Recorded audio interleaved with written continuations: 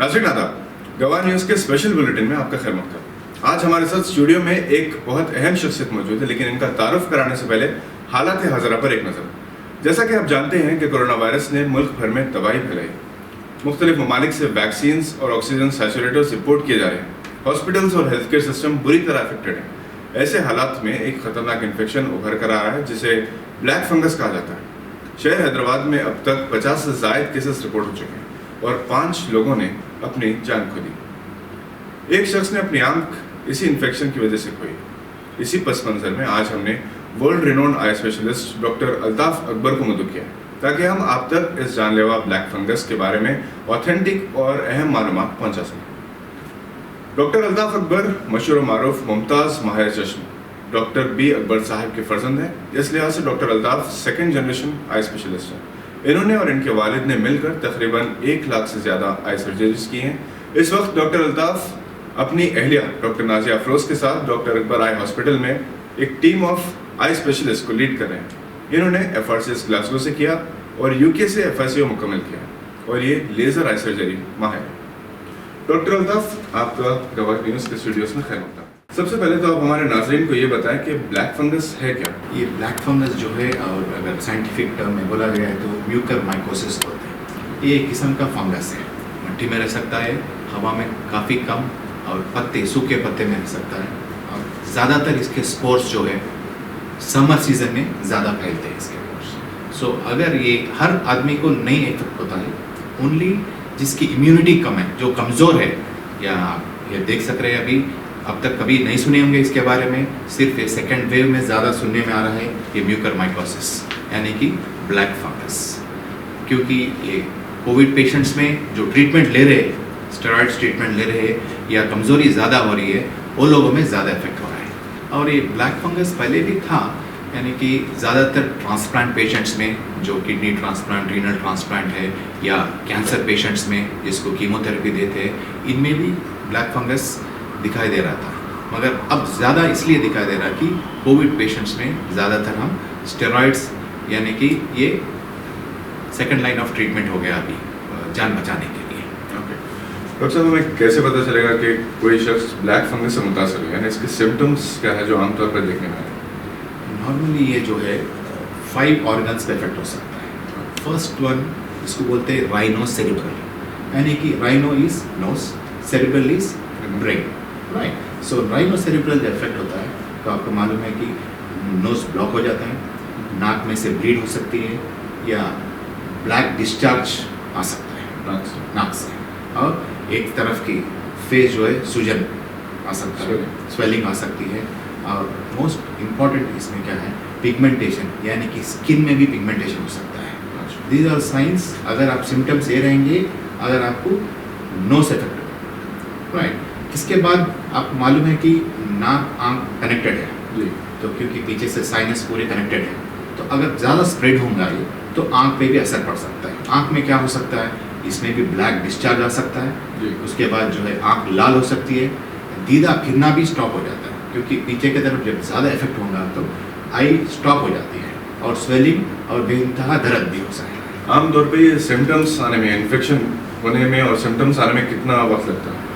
Basically fungus जो है, ये जो म्यूकरमाइकोसिस है, वेरी फास्ट ग्रोइंग है। नॉर्मली हम फंगल इन्फेक्शन देखते हैं कि स्लो ग्रोइंग है, मगर ये म्यूकरमाइकोसिस जो टाइप है, main commonly most common fungus जो देखते हैं राइजोपस होता है, ये बहुत ही फास्ट ग्रोइंग है। इसीलिए early detection and early treatment important है इसके लिए। जैसा कि आपने भी जिक्र किया कि अर्ली डिटेक्शन इंपॉर्टेंट है, तो इसके कोई स्टेजेस हैं फंगस इन्फेक्शन के, या हम इसे क्लासिफाई कर सकते हैं? राइट, जैसा बोल रहा हूँ कि ये जो कोविड पेशेंट्स में जो आजकल देख रहे हैं, ये भी नया है, ठीक है। एंड जो रेगुलर ट्रांसप्लांट पेशेंट्स में ये जो म्यूकरमाइकोसिस देख रहे हैं, ओनली 2% ऑफ फंगल इन्फेक्शंस रहते थे। Only 2% of all fungal infections इसको ट्रांसप्लांट होता है। जैसा मैं पहले बताया, राइनो सेरिब्रल एक है, स्किन को इफेक्ट होता है। अब आपका स्किन कट गया, वहाँ से भी ब्लैक मार्क आ सकता है, ये भी it is also a mucormycosis. और तीसरा जो है, आपको लंग्स इफेक्ट हो सकते हैं, दैट इज़ मोस्ट इम्पॉर्टेंट है। आप स्पोर्ट्स ब्रीथ करेंगे, सांस में ले लेंगे, लंग्स इन्फेक्ट होने के बाद आपको क्या होगा, फर्स्ट खांसी आएंगी, उसके बाद और डिले करेंगे तो सांस फूलना शुरू हो जाएगा, और डिले करेंगे तो खून निकलेगा, हीमोप्टाइसिस बोलते हैं उसको। सो Yes, अर्ली yes. स्टेज में अगर आप कोई स्टेरॉइड ट्रीटमेंट लिए, आप कोविड से रिकवर हो गए, उसके बाद एक हफ्ते के बाद, एक 10 दिन के बाद आपको फिर शुरू हो रहे खांसी शुरू हो रहा, या एक तरफ से आपको स्किन पिगमेंटेशन हो रहा है, कालापन महसूस हो रहा है, या अंदर upper part of the mouth, upper part, that's को हार्ड पैलेट बोलते हैं, upper part of the mouth जो है वहाँ पे आपको कालापना महसूस हो रहा, तो फौरन आपको डॉक्टर के पास जाना चाहिए। और फूड जो है गैस्ट्रोइंटेस्टाइनल, यानी कि आप अगर खाली है पेट में गया तो जब भी आपको वॉमिटिंग सेंसेशन या डायरिया या गैस्ट्रोइंटेस्टाइनल ब्लीडिंग भी हो सकती है, तो ये भी आप ऑब्जर्व करना ज़रूरी है। और पांचवा जो है डिसिमिनेटेड बोलते हैं, यानी कि पूरा ऑल ऑर्गन्स इफेक्ट होंगे, पूरा फैल जाएगा। इसमें बचने के चांसेस बहुत कम रहते हैं, only 2% of chances of survival है, 98% मोर्टालिटी रहेगा अगर पूरी बॉडी, यानी कि आपको हार्ट, स्प्लीन, लिवर पूरा इफेक्ट होंगे। तो इन हालत में जब कोरोना वायरस से लंग्स बहुत ज़्यादा मुतासर हो रहे हैं, डॉक्टर साहब ने बताया कि ब्लैक फंगस भी बहुत खतरनाक है, जानलेवा हो सकता है। डॉक्टर साहब, इस बारे में आपकी क्या राय है कि कैसे कोविड, ब्लैक फंगस और कोविड में हम किस किस्म का डिफरेंस देख सकते हैं, या किस किस्म की शिद्दत में कमी या इजाफा देख सकते हैं? ये ब्लैक फंगस जो पोस्ट रिकवर्ड, यानी कि कोविड से जो रिकवरी हुए पेशेंट्स, उनमें ज़्यादा दिखाई दे रहा है, और वो भी जो स्टेरॉइड्स यूज़ कर रहे हैं, यानी कि आप स्टेरॉइड्स तो हर क्रिटिकल कोविड पेशेंट्स में दे रहे हैं, वो ट्रीटमेंट ऑफ चॉइस हो गया है आजकल। एंड इसके अलावा अगर पेशेंट डायबिटिक है, अगर ट्रांसप्लांट पेशेंट है जिसका इम्यूनिटी कम है, इसका आयरन कंटेंट ज़्यादा है, ये पूरे पेशेंट्स में ज़्यादा चांसेस है ये ब्लैक फंगस आने की। तो ये बताइए हमारे नाज़रीन को कि ब्लैक फंगस से कैसे महफूज रहा जा सकता है, कैसे अपने आप को सेव कर सकते हैं? ये कोरोना रिकवर्ड पेशेंट्स जो स्टेरॉइड्स इस्तेमाल करें, डायबिटिक है, जिसका इम्यूनिटी कम है, उन लोगों से ये एडवाइस दिया जाता है कि मास्क पहने और ग्लव्स पहने, ज़्यादातर बाहर मत निकले, स्पेशली मिट्टी के साथ सॉइल टच मत करिए ज़्यादा, और ग्लव्स पहन लीजिए, ज़्यादातर हाथ सैनिटाइज करते रहिए। ये अगर आप प्रिकॉशंस लेंगे तो ब्लैक फंगस आने के चांसेस काफ़ी कम रहेंगे। हाल ही में एक शख्स ने इसी इन्फेक्शन से अपनी आंख खोई है, और फिर जैसा रिपोर्ट्स में आया था कि सर्जरी के जरिए आंख निकाली गई जान बचाने के लिए। क्या वजह है कि जब ये आंख को भी इफेक्ट कर रहा है तो ऐसे ईएनटी को रेफर किया जा रहा है? जी, बेसिकली जैसा मैं बताया था पहले भी आपको कि आंख और ईएनटी के जो साइनस है पूरे रिलेटेड है, पूरे साथ रहेंगे। तो जब आंख इफेक्ट हुआ या पहले साइनस इफेक्ट हुआ तो फैलने के चांसेस ज़्यादा रहते हैं। अगर आप ये स्टेज पे अगर पूरा साइनस क्लियर करके आंख नहीं निकाले तो वो ब्रेन में फैल सकता है और लाइफ थ्रेटनिंग हो सकता है। ब्लैक फंगस का ट्रीटमेंट आसानी से अवेलेबल है, यानी आम आदमी के लिए कितना एफोर्डेबल है, कौन से डॉक्टर्स को विजिट करना चाहिए, फर्स्ट लाइन ऑफ ट्रीटमेंट क्या हो सकता है? सी, ब्लैक फंगस का ट्रीटमेंट अभी जो लेटेस्ट ट्रीटमेंट जो है, या पहले से भी यही ट्रीटमेंट चलते आ रहा है कि ये amphotericin B, that is liposomal amphotericin B IV देना है। इसको 21 डेज, मिनिमम 21 डेज आईवी देना है। आजकल ये काफ़ी कॉस्टली हो गया है ड्रग, एटलीस्ट पर डे का ट्रीटमेंट जो है 4,000 to 6,000 हो रहा है एक नॉर्मल पर्सन के लिए, यानी कि नॉर्मल पर्सन जो 70 किलोज का रहेगा उसके लिए डेली डोसेज जो है अराउंड 6,000 कॉस्ट रहेगा इसका। तो इस लिहाज से कितने दिन का ट्रीटमेंट है?